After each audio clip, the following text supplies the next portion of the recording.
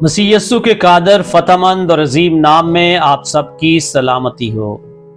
मोअज़्ज़ज़ नाज़रीन, मुक़द्दस मत्ती रसूल की मार्फत लिखी गई अंजील के सिलसिलावार मुताले में हम दुआ के तल्लुक़ से सीख रहे हैं कि हमें खुदावंद यस्सु के तरीके के मुताबिक दुआ करनी चाहिए।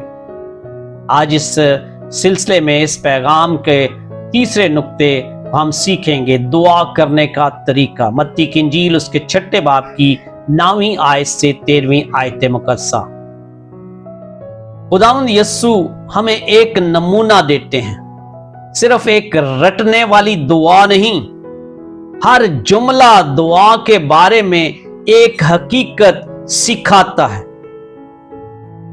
पहली, ए हमारे बाप तू जो आसमान पर है।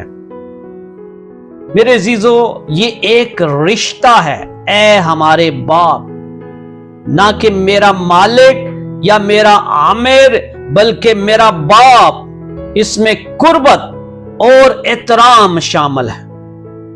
रूमियों का खत उसके 8वें बाब की 15वीं आयत मुकद्दसा में लिखा है, क्योंकि तुमको गुलामी की रूह नहीं मिली जिससे फिर डर पैदा हो, बल्कि ले पालिक होने की रूह मिली जिससे हम अब्बा यानी ए बाप कहकर पुकारते हैं।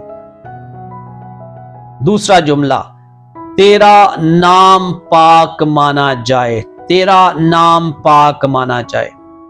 हम दुआ का आगाज इबादत और प्रस्तश से करते हैं। पाक मानने का मतलब है मुकद्दस जानना। मांगने से पहले हम खुदा की जात पर तवज्जो देते हैं कि हम खुदा जो पाकीज़गी का खुदा है, मंबा है, उसके हजूर झुके हैं। मेरे अजीजों, दुआ में इबादत प्रस्तश ऐसे ही है जैसे गाने के प्रोग्राम से पहले साजों को सुर करना, सुरों को ठीक करना, अपने दिल को आसमानी चीजों के साथ हम आहंग करना। तीसरा जुमला दुआ का है, तेरी बादशाही आए, तेरी मर्जी जैसी आसमान पर पूरी होती है जमीन पर भी हो। मेरे अजीजों, ये दुआ हमें अपनी मर्जी से हटाकर खुदा की हिकमत की तरफ ले जाती है। इमसाल 19वें बाब की 21वीं आयत मुकद्दसा में लिखा है, आदमी के दिल में बहुत से मंसूबे हैं, लेकिन सिर्फ खुदावंद का इरादा ही कायम रहेगा। मेरे अजीजों, दुआ खुदा का इरादा बदलवाने का जरिया नहीं, बल्कि अपने दिल को उसके इरादे के साथ हम आहंग करने का जरिया है। अगला जुमला है, हमारी रोज की रोटी आज हमें दे। यह दुआ जरूरत के लिए है, ऐशो इशरत के लिए नहीं, बल्कि रोजमर्रा की जरूरियात के लिए।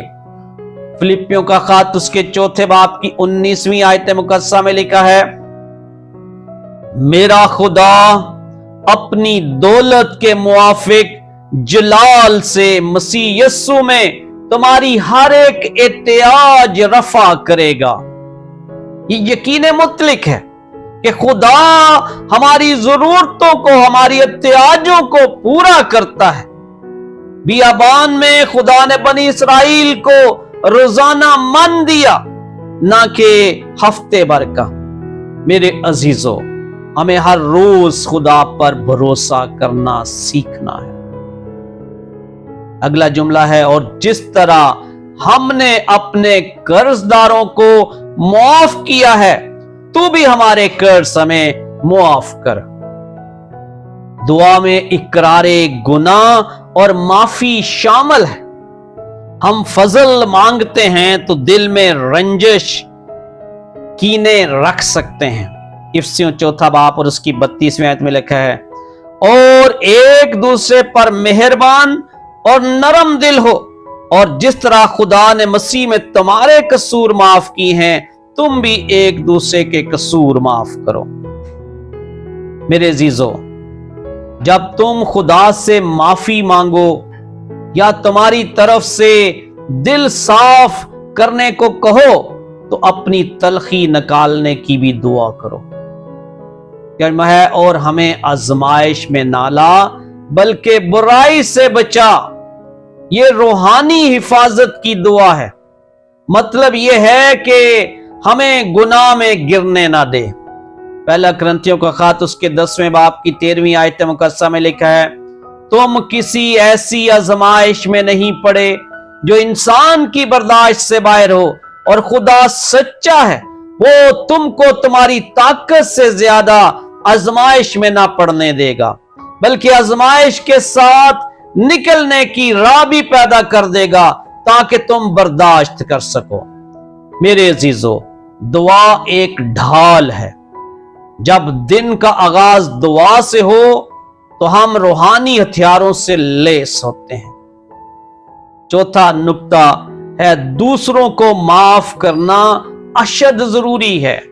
دوسروں کو معاف کرنا اشد ضروری ہے۔ متی کی انجیل اس کے 6 باب کی 14ویں اور 15ویں آیات مقدسہ میں لکھا ہے، اس لیے کہ اگر تم آدمیوں کے قصور معاف کرو گے تو تمہارا آسمانی باپ بھی تم کو معاف کرے گا، اور اگر تم آدمیوں کے قصور معاف نہ کرو گے تو تمہارا باپ بھی تمہارے قصور معاف نہ کرے گا۔ تنبیہ ہے، ہماری نجات اعمال کے ذریعہ نہیں، یہاں نجات کے ثبوت کی بات ہے۔ جسے معافی ملی ہو وہ دوسروں کو بھی معاف کرے گا۔ متی کی انجیل اس کے 18ویں باب کی 21ویں آیت سے 35ویں آیات مقدسہ میں معاف نہ کرنے والے نوکر کی تمثیل ظاہر کرتی ہے کہ خدا ان لوگوں کے بارے میں کیا سوچتا ہے جو معاف نہیں کرتے۔ کیا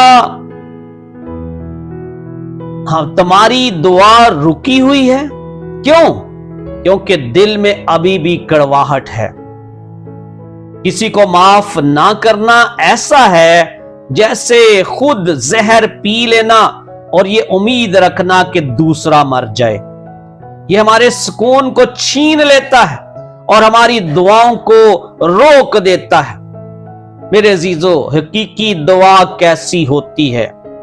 خلوص بری، ظاہری دکھاوے کے لیے نہیں، سادہ، مشکل اور بڑے الفاظ کی ضرورت نہیں، مقدس، خدا کی عزت کرنے والی، رضامندی سے خدا کی مرضی کے مطابق درخواست گزار، اپنی ضروریات مانگنا، معافی مانگنے والی اور معاف کرنے والی، پاکیزگی اور نجات کی تلاش میں۔ میرے عزیزو، روزانہ ذاتی دعا کے لیے وقت نکالیں۔ صرف 10 منٹ کی توجہ ہماری روحانی زندگی بدل سکتی ہے۔ دعائے ربانی کو ایک نمونہ سمجھیں، نہ کہ ایک سکرپٹ۔ اسے اپنے دل کی رہنمائی کرنے دیں۔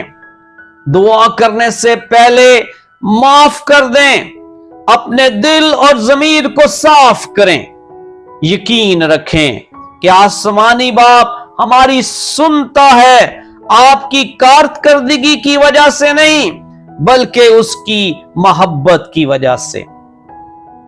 یسوع ہمیں جادوائی الفاظ نہیں دیتا بلکہ تعلق کا نمونہ دیتا ہے۔ دعا کوئی مظاہرہ نہیں بلکہ اپنے آسمانی باپ کے قریب آنے کی دعوت ہے۔ عبرانیوں کا خط اس کے 4 باب کی 16ویں آیت مقدسہ میں لکھا ہے، پس آؤ ہم فضل کے تخت کے پاس دلیری سے چلیں تاکہ ہم پر رحم ہو اور وہ فضل حاصل کریں جو ضرورت کے وقت ہماری مدد کریں۔ آئیں ہم ایسے لوگ بنیں جو دعا کرتے ہیں، دوسروں کے سننے کے لیے نہیں بلکہ خدا کے جانے جانے کے لیے۔ اس ہفتے ہر صبح دعائے ربانی آہستہ اور غور و فکر سے پڑھیں اور دیکھیں کہ یہ آپ کے آسمانی باپ سے بات کرنے کے انداز کو کیسے بدلتی ہے۔ خدا خداوند یسوع مسیح چاہتے ہیں کہ اس کے شاگردوں کا تعلق خدا باپ کے ساتھ قریبی تعلق ہو، گہرا تعلق ہو۔ ایک خوبصورت نمونہ یسوع مسیح نے دیا تاکہ ہم اس نمونے کے مطابق اپنے خدا کی حضوری میں آئیں، اس کی قربت اور نزدیکی میں بڑھتے چلے جائیں۔ خدا ہمیں یسوع مسیح کے بتائے ہوئے طریقے کے مطابق دعا کرنے کا گہرا فضل بخشے، آمین۔